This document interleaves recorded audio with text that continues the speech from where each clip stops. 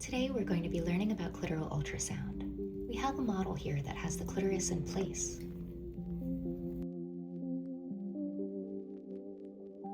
The bulboclitoris is accepted as the unified term for the entire organ, and that consists of the glands, the body, the crura, which are the corpora cavernosa, and the vestibular bulbs, which are the corpora spongiosa.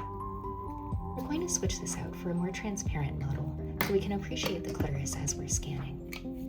You can see here the skin is semi-transparent and the clitoris is in place. First, we're going to obtain the transverse view, and to do that, we make sure that the probe marker is oriented towards the patient's right side. We're going to place the transducer gently over the body and glands, being sure we don't apply too much pressure. We're going to fan through the entire organ to get the transverse view.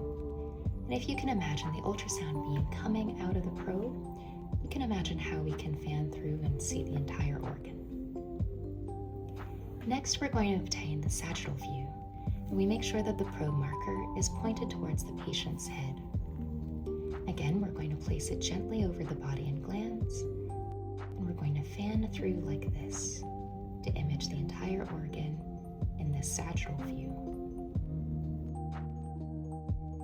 With ultrasound, it can be helpful to imagine the same imaging view from different angles. So for our transverse view, we can imagine rotating the patient to imagine what the transverse view captures. So we're fanning in the transverse view, and this is what it's capturing as we fan. To go from the transverse view to the sagittal view, we rotate the probe marker 90 degrees towards the patient's head. We fan from right to left.